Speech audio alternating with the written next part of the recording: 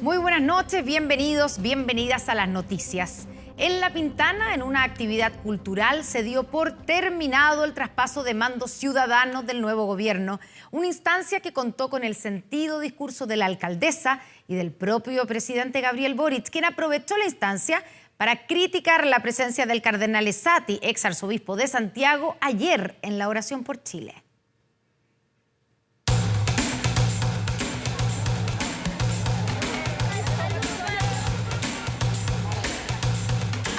Desearle un gobierno bendecido y con sabiduría y nada, pues hay que seguir luchando.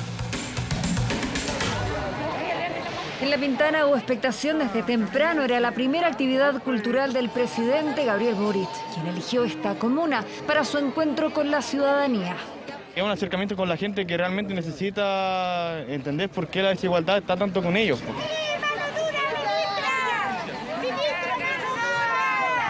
Hola, ¿cómo están? Hola, ministra. De a poco fueron llegando ministras y ministros para acompañar a Gabriel Boric en el Parque Pumahue. Ceremonia cargada de color y arte, la alcaldesa como anfitriona. Es primera vez que un mandatario festeja su triunfo aquí, junto a los más sencillos, junto a los olvidados, juntos a los discriminados. Un sentido discurso que terminó con varias muestras artísticas. Era el turno del presidente Boric y su mensaje, en el que aprovechó de relevar la unidad y la complicidad con la ciudadanía como eje principal del gobierno. Lo simbólico no basta y de que tenemos que trabajar concretamente para que al final del día en nuestro gobierno hayamos mejorado en conjunto la calidad de vida de nuestro pueblo. Instancia en la que además hizo duras críticas a la presencia del cardenal Ricardo Esati, ex arzobispo de Santiago, ayer en la oración por Chile. Hay algo que me molestó ayer en la catedral. Me molestó ver a el señor Esati, me molestó ver a gente que ha actuado como encubridora de graves delitos contra los niños que están aquí presentes. Hasta el cierre de esta nota, desde el arzobispado, no hubo reacciones. Primera actividad del recientemente asumido presidente de la República, a portas, según sus ministros, de una semana maratónica. Espero que sea una linda jornada, ya porque mañana vamos con todo a trabajar como gobierno. Actividad con la que oficialmente terminó el traspaso de mando, para así dar paso a la primera semana de trabajo del nuevo gobierno.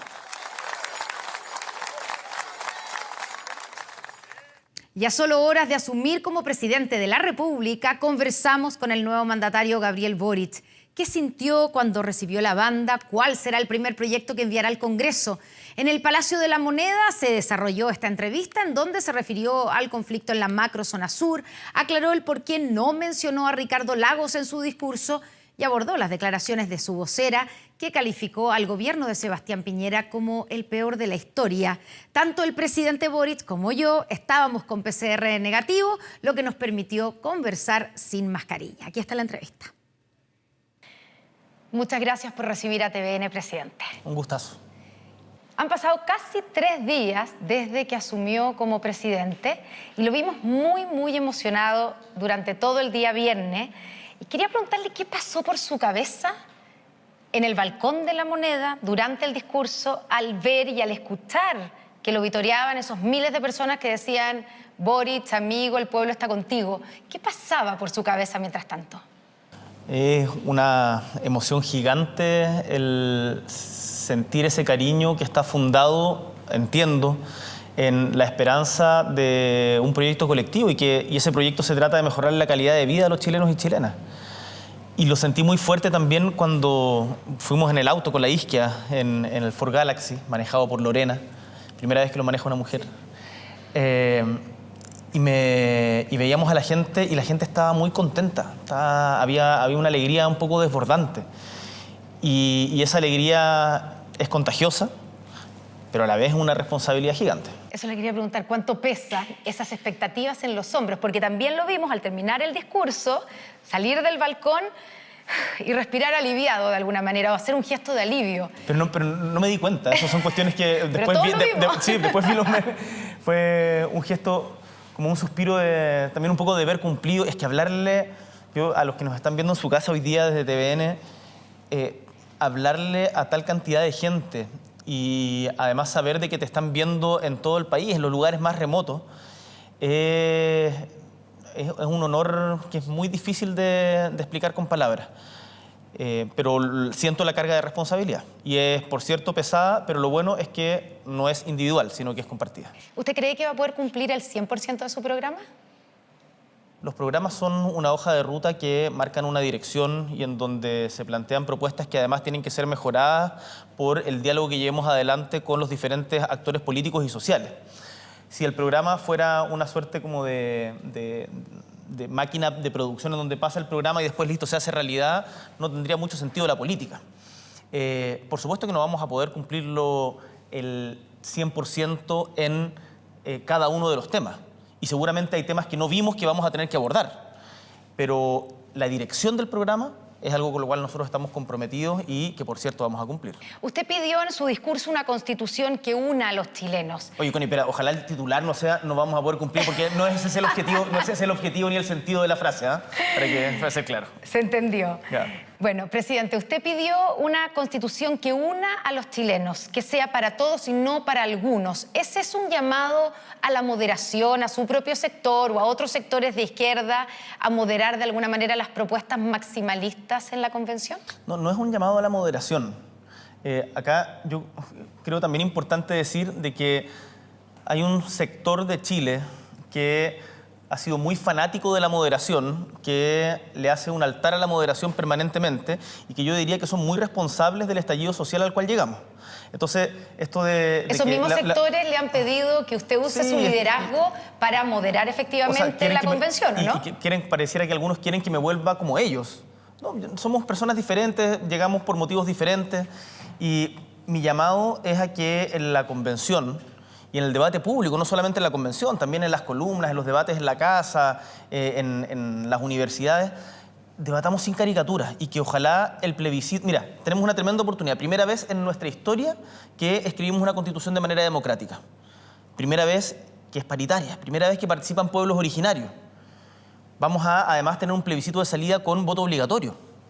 Entonces, la posibilidad de que nos sentamos representados por esa Constitución, independiente de que no a todos les va a gustar todo el detalle del texto. Si no se trata, la Constitución nadie puede pretender que la Constitución sea su propio reflejo en el espejo.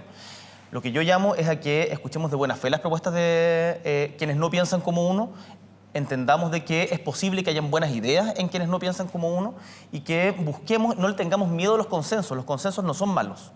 Y ese es un llamado, insisto, a todos los sectores, incluidos, por cierto, los nuestros. Y con lo que se ha aprobado y rechazado actualmente en el Pleno, ¿usted siente que va en ese camino de ser una constitución que una a los chilenos, que sea de todos y no de algunos? Yo lo que he visto es que el Pleno, en la búsqueda de los 2/3, ha ido modelando y ponderando las diferentes propuestas que salen de las comisiones en un sentido positivo. Y hay una obligación y un llamado a que las propuestas que no concitan el apoyo mayoritario, y el apoyo mayoritario ojalá no se vea solamente en el sentido de quienes están ahí, sino que también no perdamos el termómetro de la sociedad. Uno de los problemas que le pasa a la política y al Congreso, del cual yo vengo, es que muchas veces perdemos el termómetro de la sociedad. Yo creo que es importante que todos quienes están participando del proceso de la elaboración de la Constitución sientan qué es lo que le están diciendo en sus territorios. Presidente, sobre el anuncio del retiro de las 139 querellas por ley de seguridad del Estado, me queda una duda. ¿Esto involucra al total de casos en que el Estado invocó la ley de seguridad del Estado o algunos casos quedaron fuera? Estamos revisando el detalle porque ha habido muy mala información y no existe certeza absoluta de todos los listados. Lo que sabemos es que las 139 querellas implican a cerca de 600 personas porque hay varias querellas que son colectivas. Ahora, siempre hay discrepancias entre los informes que salen de Gendarmería, del Ministerio Público, de los mismos familiares. Entonces estamos tratando de hacerlo de la manera más acuciosa posible. Se lo pregunto de otra manera. ¿Hay casos, por ejemplo, de saqueos o de incendio entre los beneficiados con esta medida? Lo que pasa es que, para dejarlo muy claro, cuando uno retira las querellas por ley de seguridad interior del Estado, no extingue la responsabilidad penal que le quepa a una persona por un delito común. Lo que nosotros estamos diciendo es que no se considera o no cumple las causales para ser considerado un delito terrorista que ponga en grave seguridad la integridad de la nación o las características que establece la ley. Por eso la pregunta es si entre los beneficiados por esta medida, es decir, que ya no, el Estado ya no es querellante en esos casos, si hay casos de saqueos. Hay casos de diferentes delitos, no te puedo dar el detalle de cada uno de ellos, pero insisto, eso no significa extinguir la responsabilidad penal por actos que sean punibles. Vamos a la Araucanía, presidente. Usted ha dicho que ya sabemos que no va a extender el estado de excepción en la macrozona sur, pero el de ahora, ¿cierto?, se extiende hasta el 26 de marzo. ¿Usted lo va a cancelar antes de que se termine el actual estado de excepción? No vamos a proceder a la renovación.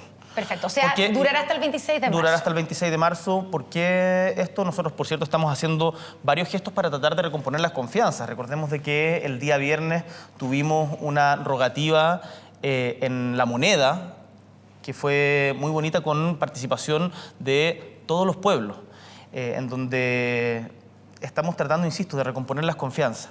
Ahora, estas cosas hay que hacerlas de manera ordenada, porque acá no sirven solamente las declaraciones grandilocuentes y que al final del día te quede la embarrada. Entonces, lo que estamos tratando de hacer es, en coordinación con las policías, con el ejército, con las mismas comunidades, y por eso le he instruido a nuestra ministra del Interior, Isquia Siches, de que la próxima semana visite la Araucanía para justamente preparar ese cambio de estrategia. ¿Y usted va a ir a la Araucanía o no? Yo voy a recorrer todas las regiones de Chile, por supuesto que voy a ir. Por supuesto que voy a ir también a la Araucanía. No tengo una fecha detallada de la agenda de dónde voy a ir a cada lugar, pero ¿no es que su primer viaje al interior del país sea la Araucanía? No necesariamente. Ya. Presidente, ¿y usted cuando Pero no quiero que eso se entienda como un desaire. La Araucanía, o sea, nosotros no le vamos a hacer el quite a los problemas. Yo no me voy a esconder. Vamos a ir a los lugares en donde sea necesario, y por supuesto que la Araucanía es uno de ellos.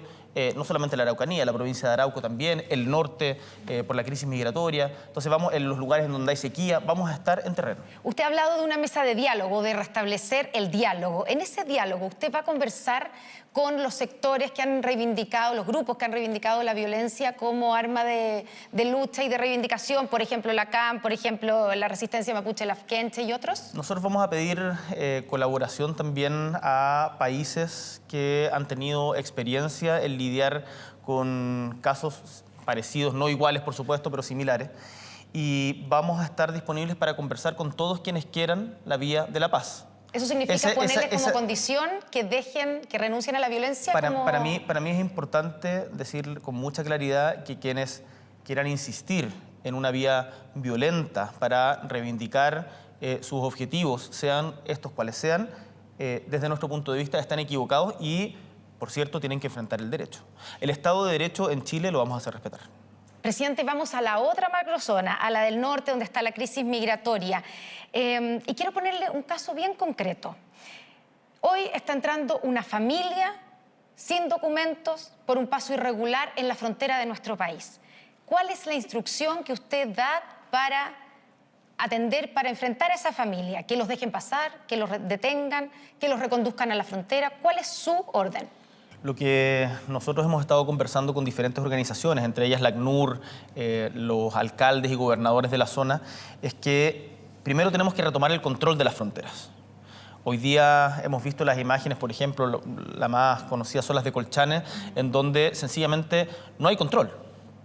Y sabemos de que no podemos perder de vista tampoco de que acá estamos ante humanidad desesperada. Por eso le pongo el caso concreto de una familia que viene entrando por un paso irregular. Y por cierto, tenemos que establecer albergues, tenemos que conversar además en conjunto con los otros países hermanos, que ya lo conversé con el presidente de Bolivia, con el presidente de Argentina, con el presidente del Perú, la posibilidad de establecer sistemas de cuotas, por ejemplo, a nivel latinoamericano, porque no puede ser de que el peso de soportar la crisis migratoria recaiga solamente en 3 países, en este caso Colombia, Perú y Chile, que son los principales países en donde se ha radicado la migración venezolana.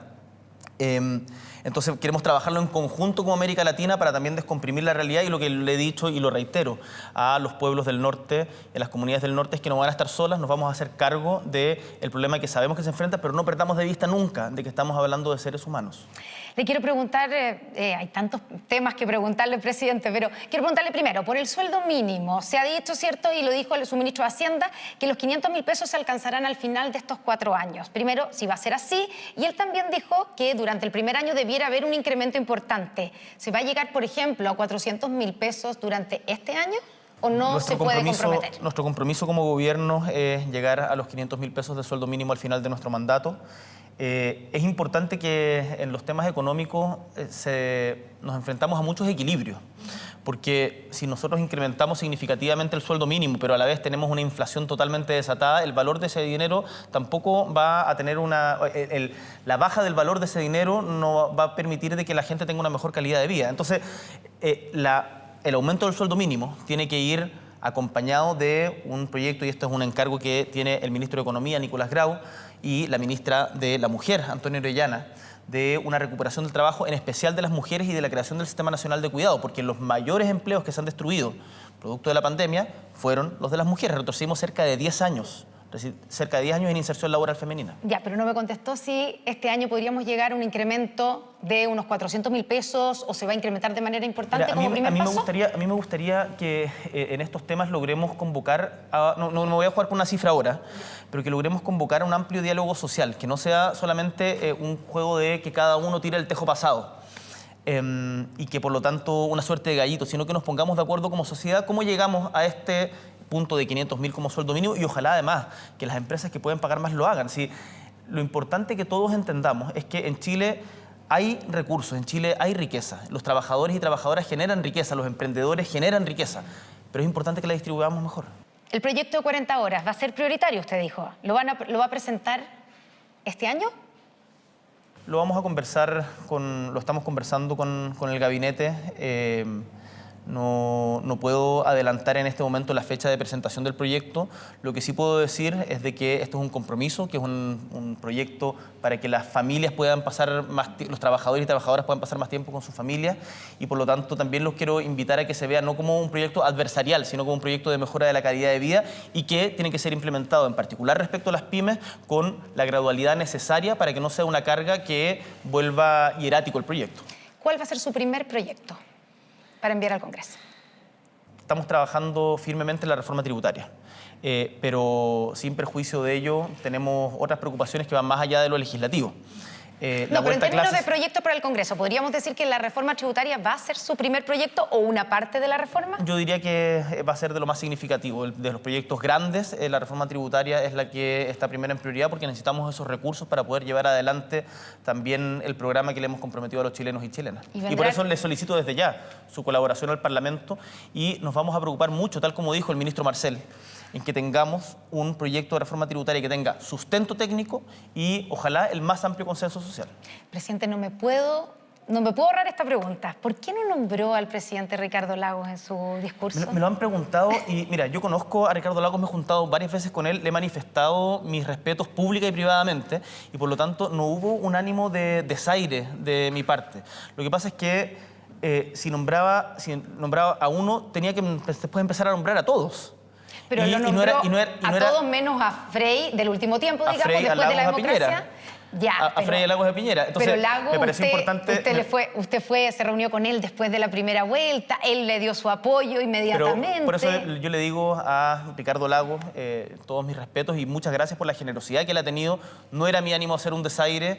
Entiendo que se puede haber entendido de esa manera, pero en ningún caso. Nos han tocado épocas diferentes, pero yo he podido aprender de su experiencia, yo diría en lo bueno y en lo malo. Y eso para mí ha sido muy útil y estoy muy agradecido de ello. ¿No es que usted no quiso de alguna manera enemistarse con los sectores de su coalición que lo critican por el CAE, por las concesiones? Mire, yo cuando tengo convicciones no he tenido problema en enemistarme con sectores de mi coalición ni de quienes son de mi tribu, como se dice coloquialmente. Por lo tanto, no era ese el objetivo. Solo para terminar, presidente, ¿el de Sebastián Piñera es el peor gobierno de la historia, como dijo su vocera Camila Vallejo?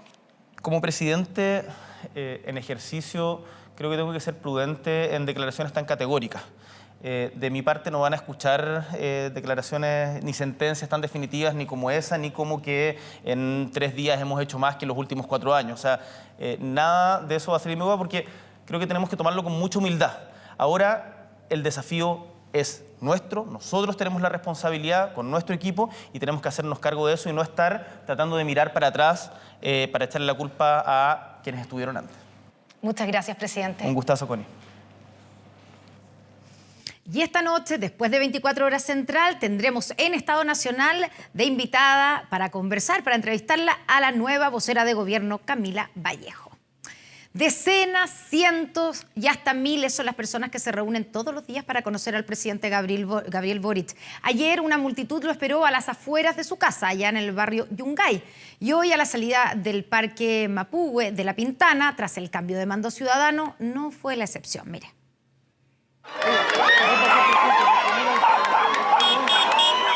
Sin duda, ha sido el sello del presidente Gabriel Boric durante sus primeras horas en el cargo. Cada día son cientos o miles las personas que se reúnen para intentar verlo. No importa la actividad, la hora ni menos el lugar. En donde sea que vaya, el primer mandatario se ha encontrado con una multitud.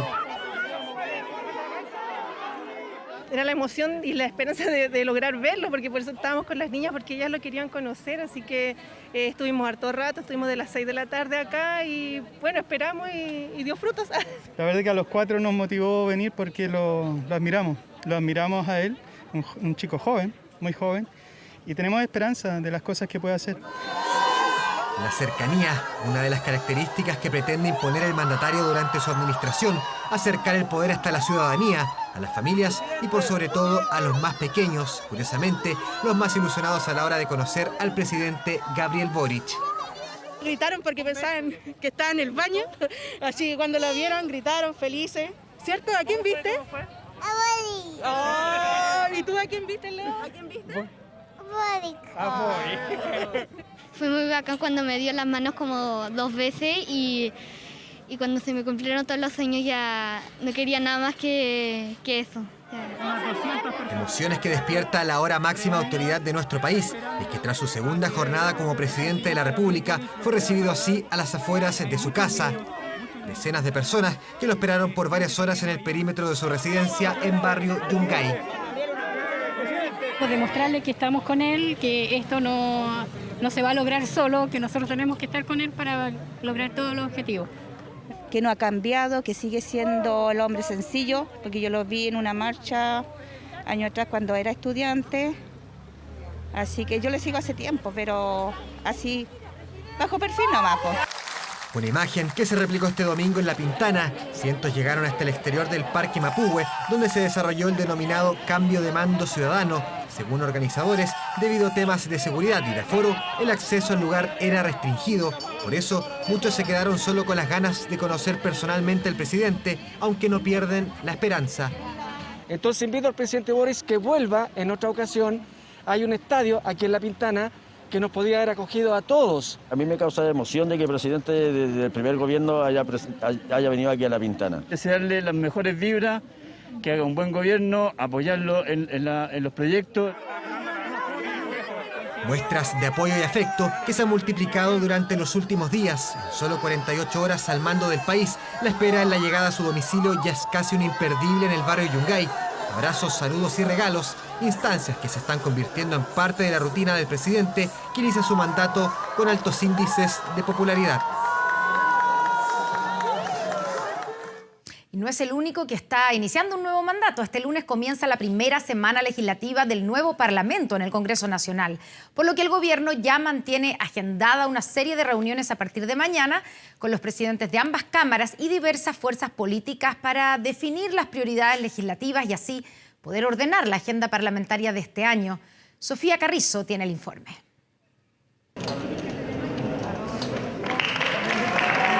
Un nuevo periodo legislativo ha comenzado en los salones del Congreso Nacional de la mano de un transversal y representativo Parlamento, por lo que el despliegue formal del equipo político liderado por el ministro de las Expresas, Giorgio Jackson, será clave para ir definiendo de antemano cuáles serán los proyectos que debiesen tramitarse.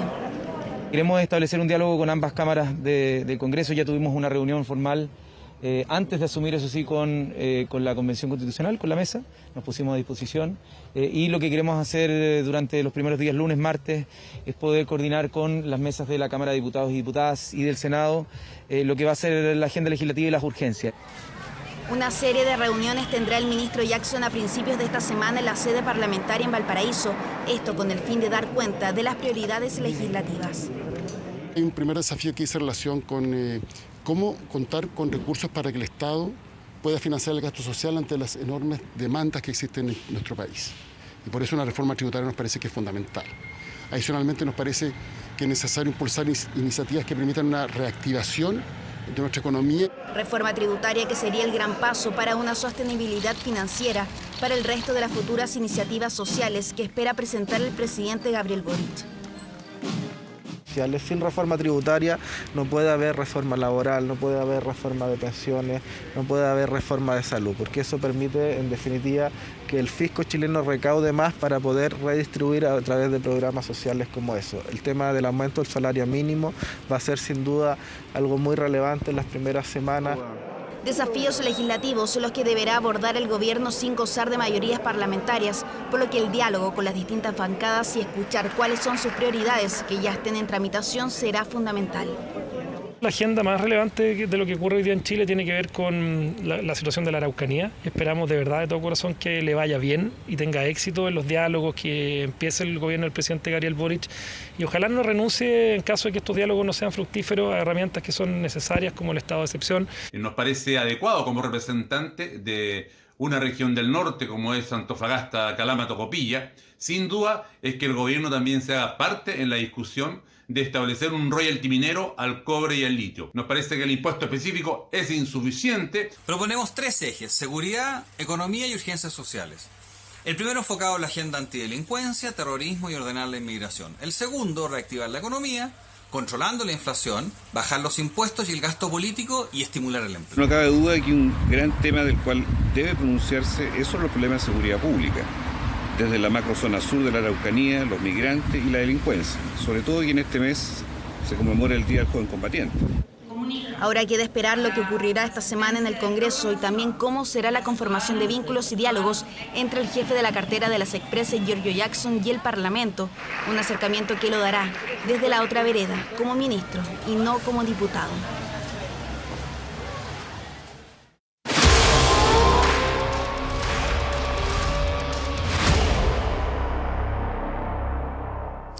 Estamos entrando a la tercera semana de invasión rusa en Ucrania y la tensión no deja de escalar. Los ataques se han tomado un nuevo punto geográfico del país y esta vez sorprende al encontrarse bastante cerca de la frontera con Polonia. Ahí se encuentra nuestro compañero de labores y enviado especial de TVN, Iván Núñez. Iván, ¿cómo estás? Muy buenas noches. Buenos días para ti ya. Claro, ¿qué tal, Constanza? Te saludamos, por supuesto, desde acá, desde Polonia. Tú bien lo señalas, ¿no? Ha sorprendido bastante este nuevo ataque que se realiza, hay que decirlo, a instalaciones militares, pero muy cerca de la frontera de Polonia, donde estamos nosotros hoy día, dejando 35 víctimas fatales, más de 130 personas lesionadas. Es un recinto que es para la mantención de la paz, pero finalmente era un recinto de características militares y en ese sentido es lo que también desde el gobierno ruso se ha señalado, atacar básicamente objetivos militares, pero no solamente aquello. Hay molestia y pesar en Estados Unidos por la muerte de un periodista que habría sido asesinado por tropas rusas, esto cerca de Irpin, parte de lo que vemos en el siguiente informe.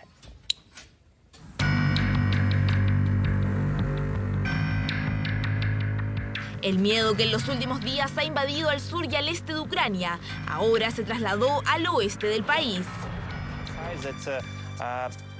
Tenemos que enfatizar que Putin puede usar armas nucleares, porque si bombardeó y mató a niños en una ciudad pacífica y bombardeó un hospital de niños, puede hacer todo.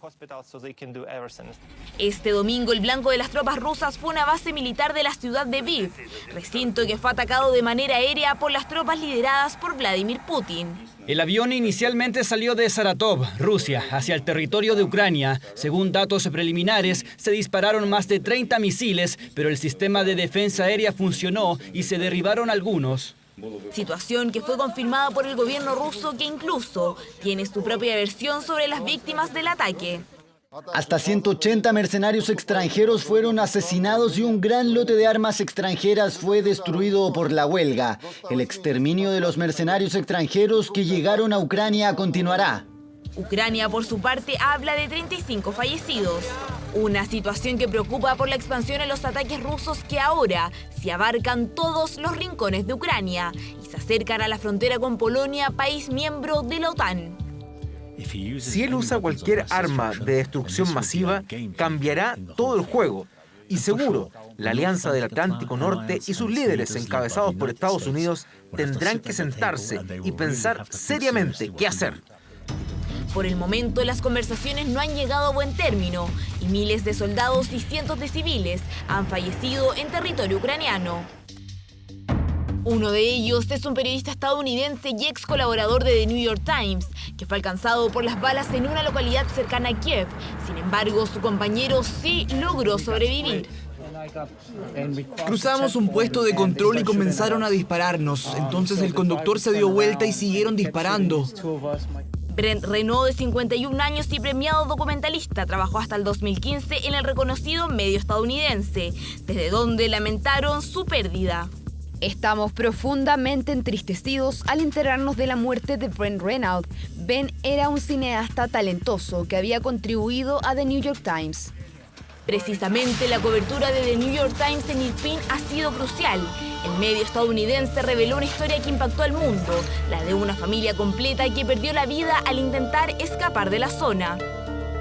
Realidades que conmueven y que aumentan los deseos del término del conflicto. Estados Unidos ha sido protagonista intentando apoyar a Ucrania, con sanciones contra Rusia y armamentos para el gobierno. Sin embargo, desde el Kremlin aseguraron que considerarán objetivo legítimo a cualquier convoy con armas para Ucrania, hecho que provocó la respuesta estadounidense. El señor Putin puede detener esta guerra ahora mismo al aceptar una solución diplomática o al menos detener el bombardeo, la muerte y la destrucción que él está causando contra una nación que no provocó a nadie. Un enfrentamiento que se basa en ataques y amenazas, pero que donde esta semana ha aparecido una nueva estrategia. Ya se ha confirmado el secuestro de 2 alcaldes de Ucrania. El último es Yevgeny Mativ, máxima autoridad de la localidad de Dnipro-Rudny, cuando ya se cumplen casi 20 días de guerra. Claro, y en medio del avance de la guerra y la incertidumbre, Iván, y a nuestros, por supuesto, telespectadores, las tropas ucranianas suman un aliado más a su lucha contra las fuerzas rusas. Se trata de un experimentado veterano de la guerra y uno de los francotiradores más temidos del mundo. Miren. La preparación e infiltración es fundamental para hombres entrenados para ser letales con un solo tiro. Estamos hablando de los francotiradores, soldados entrenados para no ser visualizados. Un grupo de las fuerzas especiales necesario cuando se trata de guerra. Y Ucrania no se queda atrás. Las filas de su batallón contarán con un famoso francotirador. Quiero ayudarles. Es tan sencillo como eso. Él es Wally, nombre con el que se identifica para mantener en privado su identidad y que se ganó con el tiempo. Conocido por ser el mejor francotirador del mundo, supuestamente capaz de matar a más de 40 personas en un solo día. Wally es un franco-canadiense que se enfrentó a grupos terroristas como ISIS entre 2009 y 2011. Este francotirador representa el tipo de combatiente que necesita Ucrania en este minuto, es decir, personas con experiencia militar, que son veteranos de guerra, personas que tienen manejo de armas, tienen conocimiento de tácticas. De algún modo les permite ahorrar mucho tiempo. Una amplia experiencia militar que le hizo querer volver al campo de batalla a sus 40 años como voluntario para combatir a las fuerzas rusas. Hace una semana todavía estaba programando cosas. Ahora estoy cogiendo misiles antitanque en un almacén para matar a gente de verdad. Esa es mi realidad ahora mismo. Un soldado experimentado que se suma a los más de 20.000 combatientes de 53 países distintos que se han alistado en las tropas ucranianas, lista que cada vez suman más adherentes, mientras que día a día aumentan las bajas en el conflicto. Ya van 18 días de agresiones a gran escala de la invasión rusa en Ucrania y casi 1.300 soldados han muerto. Pero Ucrania no se rendirá. Ucrania está luchando con valentía. Anhelos de formar parte de una guerra que llegan incluso a calar hondo en habitantes de nuestro país. Estamos hablando de Pedro, el ciudadano venezolano que nos entregó su testimonio hace un par de días. El objetivo mayor es frenar a Rusia. Y si frenar a Rusia significa que mi cuerpo se quede sembrado allá se va a quedar. Hombres y mujeres de todo el mundo que comparten el deseo de ser parte del conflicto bélico pese a sus peligros. No tengo ideas románticas de la guerra como voy a ser un héroe. Esto es lo que hago. Es una posibilidad morir, pero peor es resultar herido. Quiero unirme al ejército. Quiero luchar. Quiero vivir en mi tierra y en mi Ucrania en paz. Lista de voluntarios extranjeros que crecen cada día más, pero que también siembra un manto de dudas, como por ejemplo, ¿qué pasaría si alguno de los adherentes extranjeros cae como prisionero de Rusia? Eso puede generar una tensión extra, abrir un flanco nuevo en la compleja relación que en este minuto tiene Occidente con Rusia. De hecho, el gobierno británico hizo un llamado a sus ciudadanos a no viajar como voluntarios y buscar otras formas de ayudar en este conflicto en Ucrania. Rusia también busca sumar combatientes de otras partes del mundo. Incluso el mismo presidente Vladimir Putin habló de 16.000 voluntarios dispuestos a venir desde el Medio Oriente. Lo cierto es que por ahora los ataques y bombardeos no se detienen y ha sido el mismo presidente Zelensky quien se ha encargado de visitar a soldados que han sido víctimas del alto poder de fuego que posee Rusia. Voluntarios que se unen al campo de batalla, en una guerra que no parece tener un desenlace a corto plazo. Y mientras los ataques continúan, Iván, los refugiados siguen aumentando y se produce ya también el conflicto de qué es lo que pasa después. Una vez que salen de Ucrania, ¿a dónde llegan? Sí, claro, nosotros, Constanza, salimos por el sur de Ucrania, llegamos hasta Moldavia, recorrimos todo Moldavia y después un camino que nos lleva por Rumania, Hungría, Eslovaquia y finalmente para llegar a Polonia. Y en todos estos países que te nombro que hemos cruzado en esta jornada y media de viaje ya fuera desde Ucrania, tú ves diseminados por todas partes a los refugiados. De hecho, hoy día mismo acá en Cracovia, que es donde estamos hoy día, en las calles se veían constantes manifestaciones de apoyo y algunos incluso ciudadanos ucranianos ya refugiados llorando en las calles, ¿no?, ante la emoción de ver esto, tanto que incluso han llegado ya varios a nuestro continente, a Latinoamérica. Lo vemos a continuación. Alevtina es una conocida DJ ucraniana. Ella recuerda con nostalgia estos videos que atesora en Instagram. Tocaba fuera de una universidad de Kiev, al aire libre, cuando aún existía esa paz que en estos días de guerra tanto se extraña. Ahora está refugiada en Barcelona. Forzadamente tuvo que abandonar su país. Aún no logra entender cómo de un segundo a otro las cosas cambiaron tanto. Teme por su familia, por sus amigos. Podríamos decir que tenía una increíble vida, incluso ayudaba a algunas personas, pero en una mañana estaba destruido. No nos podíamos mover de Kiev porque nos despertamos con las bombas y en mi casa vimos cómo afuera estaba destruido. Fue aterrador. Escogí Barcelona por mi profesión. Nunca imaginé que esto podría pasar. Tenía que seguir trabajando para poder pagar nuestras cuentas. El caso de Alevtina es parecido al de miles de personas que decidieron huir, pero lejos de Ucrania, porque los refugiados ya no solo están pernoctando en los países limítrofes. España, por ejemplo, se ha transformado en un centro de acogida. Hace unas horas llegaron 92 ucranianos a Valencia. Fueron recibidos por una fundación local. Me llamo Lisa Comenco, tengo 21 años y vengo de la ciudad de la población Irpen, que está cerca de la capital, que es Kiev. Y vengo con mi niña de 2 añitos que se llama Eva. En las zonas limítrofes como Hungría llegó transporte italiano para trasladar gente. Estos buses del club La Juventus llevaron a 80 ciudadanos ucranianos a Turín. aunque a veces no todo puede resultar bien como todos esperarían. Esta noticia impactó en Europa. Otro bus que trasladaba a 50 refugiados volcó en una autopista de Cesena, en Italia. Hubo decenas de heridos y un muerto. En tiempos de guerra, el espíritu solidario se necesita más que nunca. Es una crisis humanitaria que pareciera no tener freno. Alemania recibirá a 2.500 refugiados que están en Moldavia. Un primer paso es que la gente venga directamente de Moldavia a Alemania y deben seguir otros pasos. Hago un llamado a la comunidad internacional para que apoye a los países fronterizos con Ucrania, especialmente a Moldavia, que es uno de los países más pequeños y que acogió una cantidad asombrosa de personas. La ayuda también llega y de bien lejos. Guatemala está a casi 11.000 kilómetros de distancia de Ucrania y ya recibió a las primeras familias que escaparon de la guerra. La bienvenida fue cálida. Y gracias a Dios que nosotros ahora en Guatemala, aquí no hay guerra, aquí tranquilo. Y en nuestro país, distintas organizaciones esperan que aquí también se abran las puertas a quienes están migrando desde Ucrania. La ley de refugio.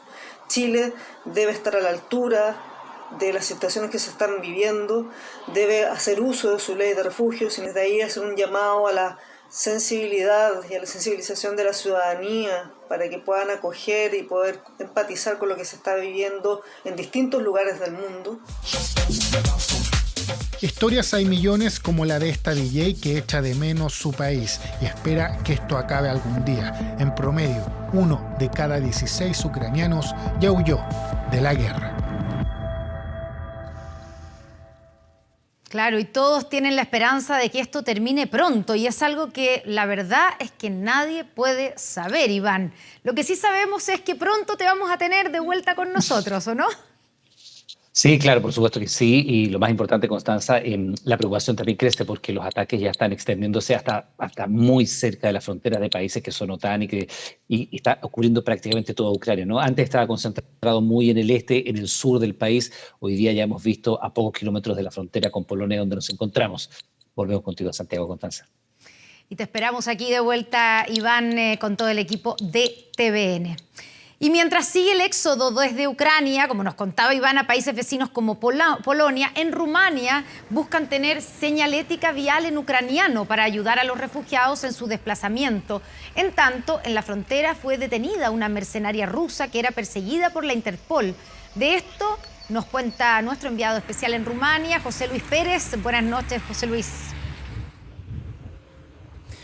Hola, buenas noches. Sigue el éxodo de personas desde Ucrania para poder salir de su país. Polonia ha concentrado sin duda la mayor cantidad de refugiados. 1.6 millones era la cifra hasta el día de ayer. Acá, según el gobierno rumano, son poco más ya de 400.000 las personas que se han desplazado y que han ingresado por el sector norte. Hablamos de Siret Maramuresh acá en Rumanía o que han pasado por Moldavia para poder llegar hasta este país y desde acá dirigirse hacia otros puntos de Europa. Lo que no ha cambiado con estos días es la solidaridad de quienes siguen llegando a la frontera como voluntarios para poder ayudar a quienes cruzan hasta este punto de Europa del Este. Veo a los rumanos llegando hasta acá conducidos por el corazón, con ropa para los niños, comida para los perros, incluso personas con las maletas del auto con pizza han llegado.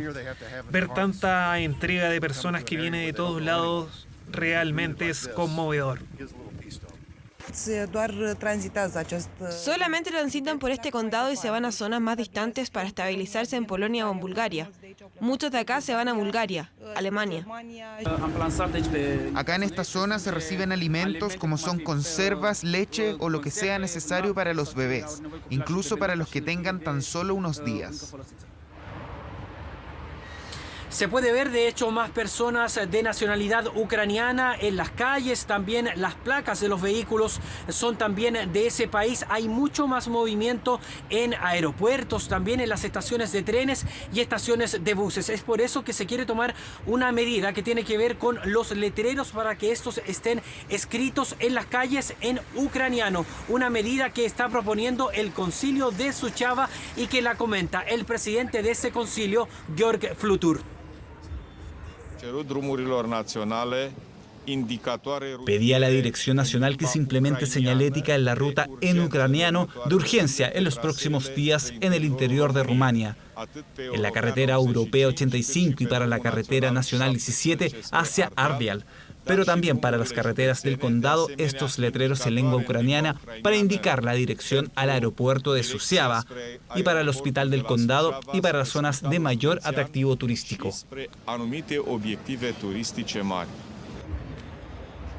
Miles de personas siguen ingresando, pero también ingresó una ciudadana rusa que era buscada por la Interpol. Hablamos de Aminei Gerikanova, una mujer de 36 años que era buscada desde el año 2018, acusada de ser mercenaria. Esta mujer fue detenida en la frontera de Siret Maramuresh por la policía rumana y esta mujer ahora está a disposición de las autoridades de la Interpol. Acá la temperatura ya no está tan baja, por lo menos ya se acerca a los 0 grados y en esa condición es en la cual siguen entrando miles de personas escapando de la guerra, ya sea a través de Moldavia o directamente desde Ucrania hasta acá, hasta Rumanía. José Luis Pérez con su informe de todos los días desde Rumania. Buenas noches, José Luis, muchas gracias. Y vamos a otras noticias, a otras materias aquí en nuestro país. Hace 6 meses, 2 hermanos de 15 y 9 años se vieron envueltos en medio de una balacera entre bandas rivales. Uno de ellos lamentablemente murió, pero el más pequeño ha experimentado una milagrosa recuperación. La familia abrió las puertas de su hogar para entregar un mensaje. Quieren que nunca más un niño sea víctima de la delincuencia. Y avanzaba un poco más y ahí nos dimos cuenta que no eran juegos artificiales, eran muchos balazos. Apenas llegamos, la doctora dijo al tiro, usted tiene que ponerse en los 2 casos. Él tiene alta posibilidad de sobrevivir y la misma cantidad de posibilidades dijo de fallecer. El 26 de septiembre, 2 hermanos fueron baleados en la cabeza luego de quedar junto a sus padres en medio del fuego cruzado entre bandas rivales. Pero la historia fue muy dispar. Bastián falleció a los 15 años, estuvo 3 días en riesgo vital. Esa noche estaban a solo minutos de llegar a su casa en San Bernardo. Venían de una reunión familiar. Como que quieren demostrar la fuerza que tienen ellos entre bandas rivales. Como que ellos quieren marcar su territorio, ¿no? El territorio es mío. Y ellos no miran si son niños, si son hombres o mujeres. A ellos no les interesa. Cursaba primero medio, quería ser doctor y viajar por el mundo. Esa noche, a pesar de las heridas, pudo avisarles a sus padres que su hermano menor también estaba grave. Esto debería parar demasiado. Mueren muchos niños por esto, por personas que no les importa vivir, no les interesa. Terrible, el día más, lo peor de mi vida, porque esto no es una tristeza, pero que no jamás, nunca voy a ser igual. A mi familia la destruyeron completa. La muerte de Bastián fue un duro golpe para la familia Dote Flores. Tomás, de 9 años, siguió luchando. Estuvo 3 semanas en coma y en riesgo vital. Y él fue un milagro. Los doctores dijeron que esto fue un milagro lo que pasó con él, porque Tomás, por la gravedad que tuvo, no hizo resistido, pero fue un milagro. Y yo cuando lo iba a ver, yo pensé que mi hijo iba a quedar postrado, que no se iba a mover nunca más. Pero gracias a Dios y a su hermano, mi hijo salió adelante. Un milagro, cree la familia, en medio de tanto sufrimiento. Tomás superó los pronósticos contra toda expectativa. Incluso esta semana volvió a clases para cursar 5º básico. Saben que la recuperación será lenta, física y psicológicamente. Son una serie de intervenciones que buscan acompañar a este paciente en la transición hacia su nuevo tipo de vida. Fundamentalmente en educación, en recobrar movimiento, mejorar la capacidad funcional, la capacidad para hacer cosas, por ejemplo, como le decíamos delante en el caso de extremidad superior, y finalmente ayudarlos a que tengan una mejor vida. En lo investigativo, el OS9 de Carabineros detuvo a un hombre vinculado a la balacera, quien se encuentra en prisión preventiva. La hipótesis investigativa que se maneja sería que hubo un enfrentamiento por parte de 2 bandas rivales. Ejecutó estos disparos indiscriminados, a lo menos 60 disparos con diferentes tipos de armas, tales como fusil. La familia nos abrió las puertas de su casa. Quisieron contar la historia de sus hijos para que ningún otro niño sea víctima de la delincuencia ni de una bala perdida. Permitieron grabar y mostrar el rostro de Tomás. Ahora se encuentran con un fuerte apoyo psicológico y legal. Acá tenemos a una familia que está puesta hoy por hoy en vivir su duelo por una parte, pero también con apoyar a la rehabilitación física, moral, estudiantil de su hijo.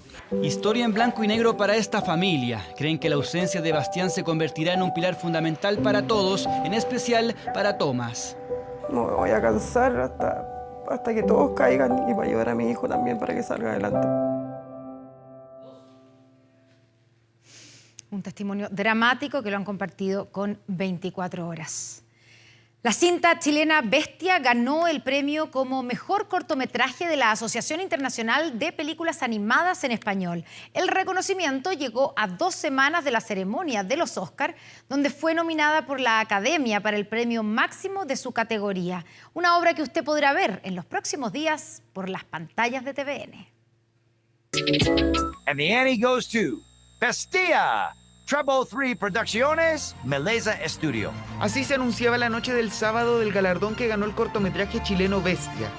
Los premios Annie, uno de los más importantes de las producciones animadas y que permite seguir afianzando la senda del cortometraje a las ligas mayores. En representación de todo el equipo, quiero agradecer a los premios Annie por este importante reconocimiento. Nuevamente, muchas gracias y espero verlos en persona pronto. El film nacional derrotó a otras 4 producciones de origen belga, francés, chino y esloveno, y fue destacado por su excelencia de animación. Sin duda, un gran precedente para lo que se viene. Porque solo faltan 2 semanas para que Hugo Covarrubias y compañía conozcan si se convierten en ganadores del mayor premio en el cine. El próximo 24 de marzo, esta pieza competirá por el Oscar a Mejor Cortometraje Animado, una carrera en la que ya aparecen como favoritos.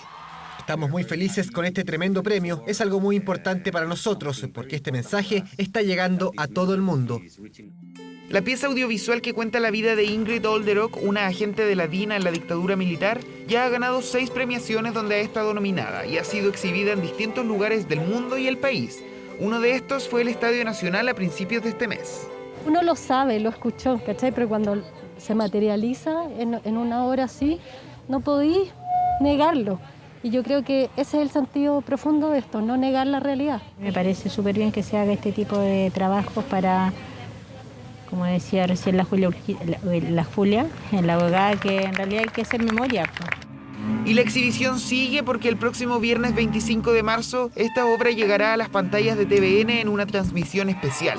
Será la primera vez en televisión abierta.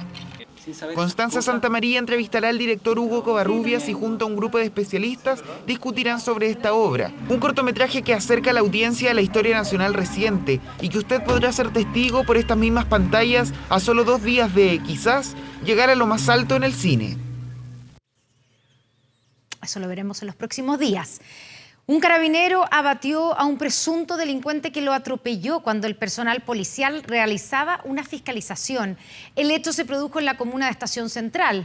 Personal de carabineros fue alertado por transeúntes ya que, según testigos, un vehículo que rondaba el sector se encontraba realizando robos con intimidación. Al momento de hacer el control, los presuntos antisociales no dudaron en atropellar al funcionario, el que en el acto descargó 5 disparos. Pese a que se dieron a la fuga, la persecución terminó a poca distancia.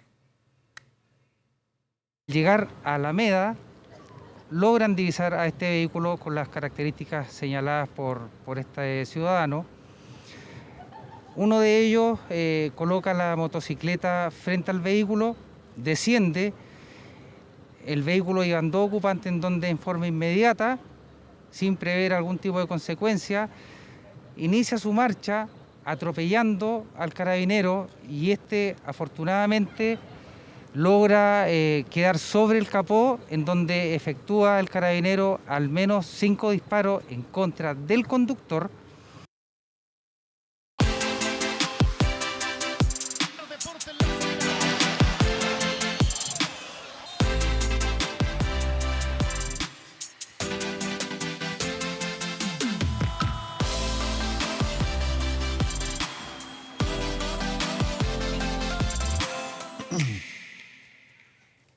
¿Qué tal? ¿Cómo están? Buenas noches. Ha llegado el momento de revisar lo que han sido los goles, los partidos de esta 6ª fecha del campeonato que sigue en desarrollo y tiene 2 compromisos, uno que ha sido postergado, con polémica, y el de Colo-Colo frente a Antofagasta mañana en Calama, junto a Sergio Pinto. ¿Cómo estás, Sergio? Buenas noches. Fernando, buenas noches. Con un líder para algunos sorpresivo. Así es. Como es Ñublense, ya vamos a estar viendo ese partido, pero partamos por la Universidad Católica, que lleva 3 partidos sin conocer la victoria.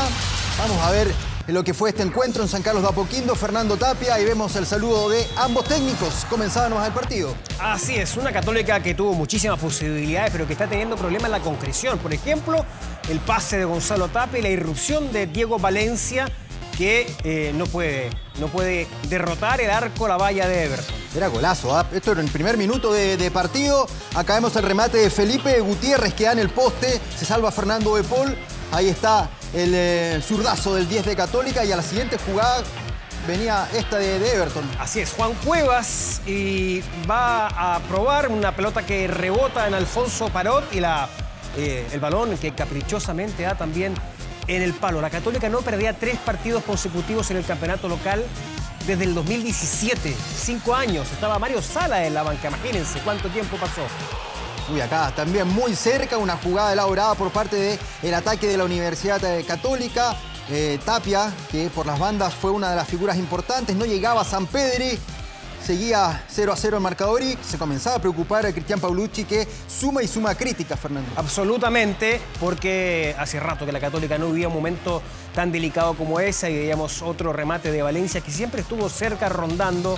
Gonzalo Tapia fue uno de los buenos jugadores del primer tiempo y sin embargo Paulucci lo sacó. La verdad es que es una decisión incomprensible. Acá tenemos otra jugada de peligro del equipo de Everton, y estuvo muy bien Sebastián Pérez, el arquero de la Universidad Católica, con algunas nominaciones a la selección. Rodrigo Echevarría, que salía jugando, con Benjamín Berríos, que ahí tenían una conexión, y estuvo muy bien el portero Sebastián Pérez. Ya nos vamos al segundo tiempo. Absolutamente, una Católica que siguió siendo protagonista, pero Everton siempre fue una constante preocupación para la defensa cruzada, que está teniendo dificultades sin duda. Se fue Valder Huerta, y la verdad es que no ha podido funcionar el equipo. Y esta es la jugada polémica. Sí. La expulsión de Cueva, la vamos a debatir en detalle. Acá la vamos a mostrar un poco, pero la vamos a analizar un par de minutos más. Cristian Garay, tras consulta al VAR, más bien la advertencia la hace el VAR, él le había aplicado amarilla.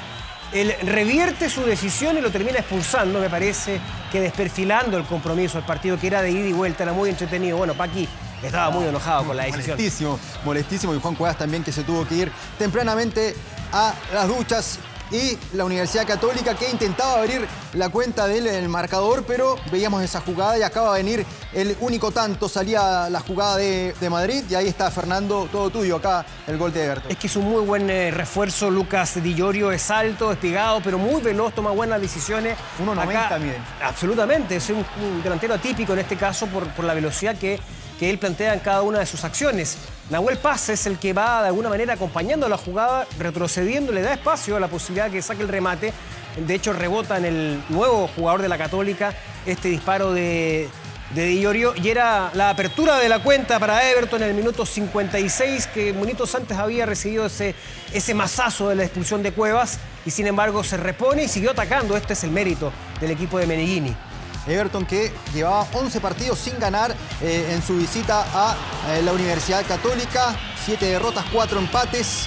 Acá vemos cómo el cuadro cruzado intentaba igualar, con el Chapo Fuenzalía tirando ese centro, y esa especie de chilena contorsión de Diego Valencia, que se molestaba, y Paulucci, que ya se preocupaba aún más. Comienzan a caer las críticas en San Carlos de Apoquindo. Fíjense ustedes que con Poyet Católica también sufrió 3 derrotas consecutivas, pero hay que decir que 2 partidos de Libertadores más 1 del campeonato local. Entonces es distinto, ¿no? La medición que se hace en el terreno internacional ha dejado obviamente escapar muchísimos puntos, si se plantea las dudas respecto de si va a poder reeditar su campeonato y aspirar a un inédito pentacampeonato en el fútbol chileno. Es muy extraño, porque si uno ve la posición de balón, cerca del 63% fue de la Católica y cerca del 36% de Everton dominó el partido. Acá se va expulsado Cristian Paulucci por reclamos en contra del juez del partido. Todo mal para el cuadro cruzado, que suma y suma críticas, sobre todo su técnico. Igual le van a agradecer a la barra, que estuvo incondicional. Vamos a seguir, por supuesto, con el bloque, pero les recordamos que a partir de las 22 horas Televisión Nacional de Chile está autorizada para transmitir programas para mayores de 18 años. Vamos a revisar, Sergio, esta acción que ha sido muy discutida durante todo el fin de semana. La jugada polémica de la fecha. ¿Está bien o no expulsado Juan Cuevas? Yo creo, y no lo hemos conversado, esto no está arreglado, yo creo que está mal expulsado, porque es una jugada de fútbol, va muy rápido, intenta encarar a Ignacio Saavedra. Yo no veo que él deje a propósito la pierna derecha, que no es su pierna hábil. Ahora, sí es solamente por la fotografía, dice, deja la plancha a Saavedra. Pero ¿sabes qué? Esto es de absoluta falta de criterio futbolístico. Va a sacar el centro. ¿Qué quería? ¿Qué quería el árbitro del partido, señor Garay? ¿Que se cortara la pierna, Cuevas? Me pregunto yo. ¿Qué otra manera puede evitar, digamos, la inercia de su remate?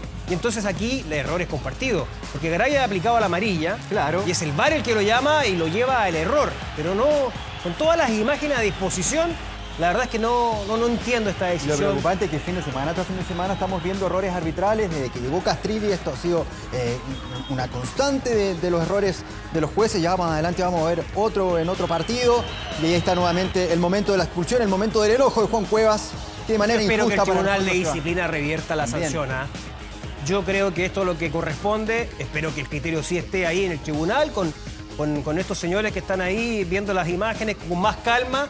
Y porque, por supuesto, hay la crítica hacia el arbitraje. No porque haya llegado Castrilli esto se va a mejorar de la noche a la mañana, pero tampoco es que ha mejorado tanto como lo ha dicho tantas veces en diferentes entrevistas Javier Castrilli, el presidente del comité de árbitros. Yo quiero ver al puntero, pero vamos a un corte, ¿te parece? Me parece. Corte comercial y a la vuelta tenemos al puntero del fútbol chileno acá en 24 Horas Central. Fernando, Sí, claro. Acá está el líder del torneo del fútbol chileno. Hablamos de Ñublense, que tenía una visita muy, pero muy complicado a Coquimbo, ahí en el Francisco. Disputar, por ejemplo, mañana juegan Antofagasta y Colo-Colo en Calama a las 6 de la tarde y un partido que en principio debiera jugarse en fecha FIFA el 27 de marzo, el domingo mediodía en Valparaíso, la Universidad de Chile frente a la Unión Española. En realidad debió haber jugado hoy en Quillota, pero hubo cambio de delegado presidencial en la provincia de Quillota. El del gobierno anterior lo había autorizado, llegó un nuevo delegado presidencial, dice no está autorizado por el informe de Carabinero y se produjo toda una enorme polémica, Sergio. Así es, y bueno, hasta el momento se va a jugar en esta fecha FIFA, como decías tú, Fernando, en Valparaíso, en el estadio Elías Figueroa, pero lo cierto es que después del Clásico hay un problema tras otro en la Universidad de Chile.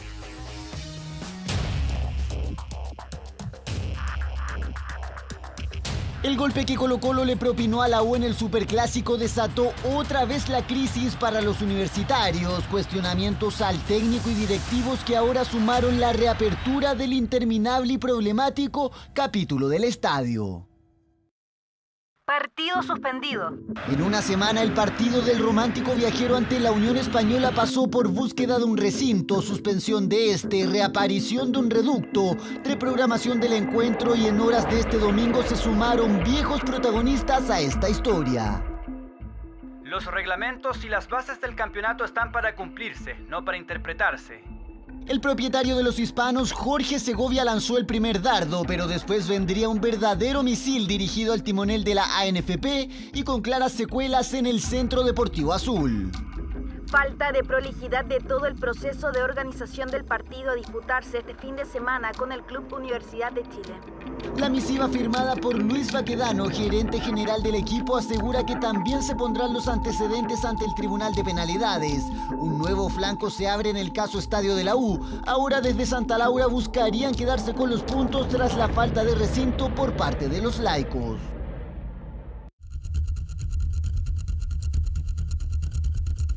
El drama del Romántico Viajero y su falta de estadio otra vez golpea al equipo. La estocada que el cacique les propinó hace una semana desencadenó una verdadera pesadilla. ¿Perderán los puntos? ¿Se ratificará el encuentro para la venidera fecha FIFA? La teleserie del Reducto Deportivo seguramente tendrá más y nuevos episodios. Vamos a seguir revisando los partidos de esta sexta fecha y con esta victoria de otro equipo interesante del campeonato. Bueno, hay una tendencia lo de Cobresal, ¿no? Le gana 3-2 a La Serena, que está en crisis, y un técnico como Basay muy cuestionado. El de Huerta no. Y qué golazo este de Gastón Lescano tras el pase de Marcelo Jorquera. Sí, claro, un técnico, como tú decías, muy cuestionado.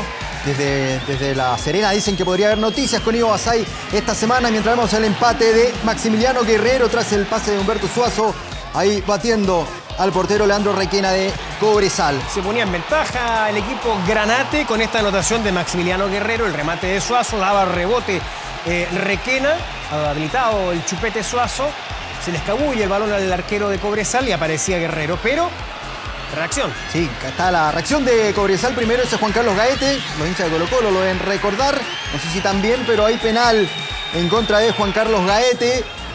Vamos a ver al VAR ahí. María Belén Carvajal. Zacarías López, el arquero de La Serena, es batido ahí por nuevamente Gastón Lescano con su segundo gol en este encuentro. El ex Universidad Católica a los 63 minutos. 2-2 iba el partido. Y tras el centro de Guillermo Pacheco, ya falta de 7 minutos para el final, Christopher Mesías le daba el triunfo a Cobresal allá en el estadio La Portada de La Serena, y está quedando colista absoluto La Serena, porque hasta ahora Audax está ganando 3-1 a Palestino en el cierre de la jornada dominical. Que era el otro colista, Audax italiano. Quedan un par de minutos para que termine ese partido, pero La Serena estaría como colista absoluto de este torneo. Nos vamos a la goleada. En el jugador que le da la victoria, Unión La Calera, el pase es de Lucas Pacerini, este delantero argentino que brillara en Palestino, que fue a México, que ahora busca una nueva oportunidad, construye los puestos de clasificación a torneos internacionales, como ha sido la tónica de este equipo durante los últimos campeonatos. Y seguimos con polémicas arbitrales. Y otra Roberto vez, Tobar, que según Castrilli es el mejor árbitro del país. O sea, yo creo que tiene la chaza por el centro del área, la pelota le pega a Masanti, y lo que observa Tobar, en realidad lo que observa el VAR es claro, que le dan la mano. ¿Le da o no la mano? ¿Es clara o no la imagen? Esto es la discusión.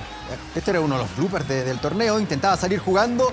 Claro, y la interpretación es que da el VAR es que le golpea en una de sus manos a Masanti, mientras vemos repetida la jugada con esta toma un poco diferente que no deja muy claro la mano. Ahí lo empiezan a llamar del VAR. Los jugadores de La Calera le decían que por favor lo vaya a ver, y ahí está. Diferentes repeticiones con cámara lenta, cámara un poco más. Le da, primero me parece, la zona del muslo. Ahora, si pega mínimamente en el brazo, está bien anulado. Esto claro, es lo que tiene que terminar. En el codo, más que nada. Da lo mismo. Cuando se trata de mano ofensiva, da lo mismo la intencionalidad, da lo mismo la posición. Es mano. Es mano. Entonces, claramente que aquí hay una situación que fue discutida por la gente de Huachipato, pero muy al detalle, ¿no? No vamos a evaluar, por supuesto, el trabajo de Tobar precisamente por esta jugada. Estamos hablando de un contexto general de lo que ha sido en términos, insisto, generales, la crítica hacia el arbitraje. Lo veíamos con la situación que ocurrió en el partido en San Carlos de Apoquindo, con la expulsión de Juan Cueva. Está pasando por una crisis el arbitraje. A algunos árbitros les falta sentido futbolístico para interpretar bien las acciones. El VAR, la verdad, no siempre actúa de la manera más eficiente. Y por lo tanto, decir que este es el mejor momento del arbitraje, como lo ha declarado Castrilli, me parece que es taparse los ojos. Sí, no está ni cerca, claramente, y no es un invento de nosotros que tengamos alguna opinión formada. Acá hay error tras error en las fechas del fútbol chileno. Si solamente van 6, Castrilli llegó el año pasado, estuvo en las últimas fechas del torneo pasado también, con errores bastante llamativos. Con los arbitrajes, con diferentes arbitrajes, y acá Tobar, que para Castrilli es el mejor árbitro del campeonato. No sé, está difícil, pero acá están las tomas que le dan desde arriba, desde el VAR al juez. Y te acuerdas que durante la semana también Castrilli dijo que mientras más vayan al VAR iban a ser sancionados. Entonces, están muy presionados los árbitros del fútbol chileno. Así es. Bueno, ¿qué te parece, Sergio, que revisemos la jornada de fútbol internacional con 2 partidos donde hay chilenos involucrados? Acá no jugó Bravo, sí. Por ejemplo, acá no fue titular Claudio Bravo, pero es dirigido por Manuel Pellegrini, con una importante victoria del cuadro bético. El Panda lo apodan, ahí está Borja Iglesias, tras el centro de Juan Miranda. 1-0, victoria del Betis, que está en el 5º lugar. El puntero es el Real Madrid, que juega mañana con 63 puntos. Sevilla segundo con 56. Barcelona tercero, cuarto el Atlético de Madrid, y el Betis en el 5º lugar. Campeonato italiano. Y el Inter ya no depende de sí mismo para ser campeón, porque dejó escapar puntos importantísimos frente a un cuadro débil como es el Torino. Estaban Alexis Sánchez y Arturo Vidal en la banca, y lo comenzaba ganando el Torino con el gol de Gleison Bremer, casi de rebote, el brasileño. Y es el momento de ingreso de los dos compatriotas, de Arturo Vidal y Alexis Sánchez. Y bueno, al menos participan en la acción que le da el empate el equipo interista. Pase de Vidal, seco, y aparece Alexis Sánchez para anotar el 1-1. Dieron con él, presionaron al Blackburn Rovers para que lo dejara, que lo liberara. Y bueno, es lo que vamos a dilucidar mañana cuando se entregue esta lista de los convocados para los últimos partidos de las clasificatorias, para ver si Chile va a poder clasificar o no al Mundial de Qatar. Mañana juega Colo-Colo, a no olvidar ese partido importante del fútbol chileno frente a Antofagasta, Fernando Tapia. En Calama a las 6 de la tarde. Hasta acá entonces el bloque. Gracias, Sergio. Nosotros hacemos el corte, pero regresan las noticias con Tacón y Santa María. Buenas noches. Buenas noches, chao.